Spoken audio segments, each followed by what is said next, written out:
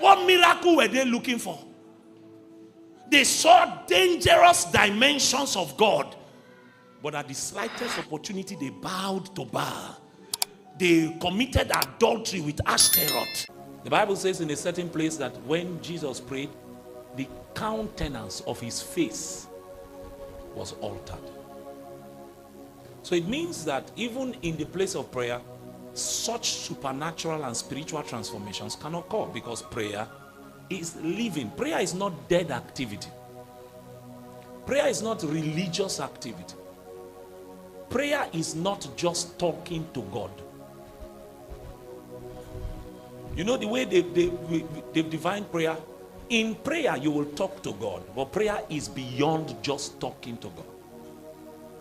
There's a level of intercourse, a level of intimacy, a level of interaction that happens in the place of praying that goes beyond just exchange of words. Prayer is living. And it was that life, it was the glow of that life, it was the fragrance of that incense that pulled the disciples, and they said, we want this thing. Second thing I need to say to you is that you will never have a living prayer altar if you do not desire one. And don't think that it is automatic to desire to pray because you are born again. It's not automatic. It's not an automatic consequence of the salvation experience. This is why you can have many people who are Christians and they run their Christianity outside of the dictates and the requirements of daily prayer.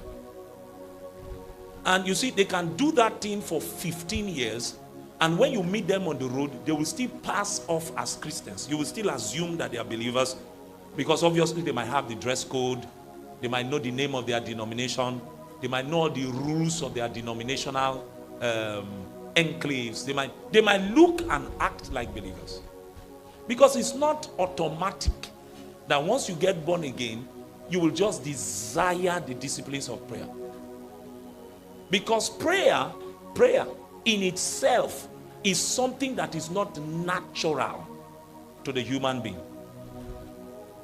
Prayer is anti our structure, anti our expression.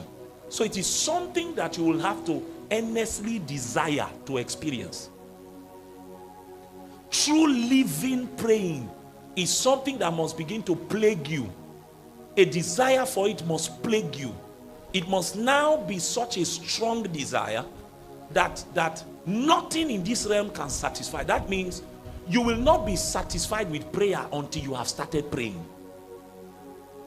That means even when you experience corporate prayer, corporate prayer can be sweet. You come to the corporate space, and the reason corporate prayer is sweet is that everybody brings their supply.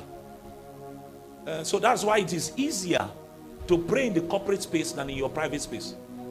Because in the corporate space, everybody's supply is being brought and is generating a kind of energy in the atmosphere, so that even if you are the weakest, prayerless caricature of a creature, the prayer waves that will be available in the atmosphere, you can ride on it and look like a champion. That is why lives of prayer are not measured by public display. Your true praying condition is what you are when you are alone. That's the truth about your prayer life. That's the truth about your prayer life. So if you are going to have the kind of thing that Jesus had, that made prayer attractive, that his disciples now decided that, we want this thing. Can you imagine that they had been with Jesus so long? It is at this point that it occurred to them that, there is something that John taught his own disciples. All this while, why is it that it never occurred to them? It's because you will never ever be initiated into the life of genuine priesthood in the place of prayer unless there is first of all desire. And you see, in the Christian space, there are many things that can capture your desire. If prayer does not become attractive to you as it was to the disciples, you may never truly know what it means to have a living prayer altar. You may never know. And you see, this kind of thing that Jesus had, I'm hoping that in this teaching, either me or any of the pastors that will take sessions will be able to show you the prayer life of Jesus. And when you see the way Jesus prayed, if you see the kind of priority he gave to prayer, imagine after having such a successful crusade where you fed thousands of people, then you tell your disciples, get into a boat and go, leave me to clear the table. What kind of leadership is that? And then when he finished clearing the tables, he now went to a corner to pray. He spent such a time with the Father that he did not know that day don't dark. It's when he came out of his prayer place, he now realized, oh, I've spent so much time. And by that time, the Bible says that the boat had already gone far. So that miracle of him walking on the sea is not Jesus trying to prove a point that he could walk on water. You know, now we are teaching people how to levitate. Now we are teaching people that we are standing in pulpits and telling people that a Christian can go through walls. That there's a way you can mature in the things of the Spirit and you will no longer age. Even Jesus, he grew from when he was 1 to 30 years old. Jesus went from a boy to a 30-year-old. But you don't want to age. That we can do all kinds of strange things. We are teaching people from the pulpit. Jesus was not trying to prove a point about the supernatural life. That spectacular thing he did because it was a necessity. He saw them in the boat. He knew that the weather was contrary. He needed to go to them. If that was not necessary, Jesus would not have walked on water. And all of that is just an overflow of the fact that he was engrossed in his time with the Lord. I remember I was reading a story about Charles G. Finney.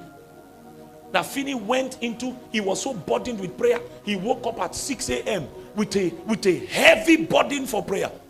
And there was a forest around his house, so he walked into that forest like a madman. You don't know, when prayer takes over your soul sometimes, until you pray, your soul will be agitated. The only release, the only ease you will feel is when you open your mouth and begin to pray in tongues. That's when your spirit, your soul will find ventilation. Prayer can become an affliction. It will be like a burden on your heart, like a yoke on your throat, that until you yield, nothing else will make sense. You will be talking anyhow. Your brain will not be working until you go to be alone with the Lord. So Finney went into the forest, and then he says in his book that by the time he came out, it was already 10 p.m. in the night, and he felt that he had prayed but for a few hours. From 6 a.m. to 10 p.m. in the night, he felt that it was just for a few hours. He did not believe when he came out and he saw everywhere dark. It was that kind of experience they saw Jesus having. And they said, Master, teach us to pray.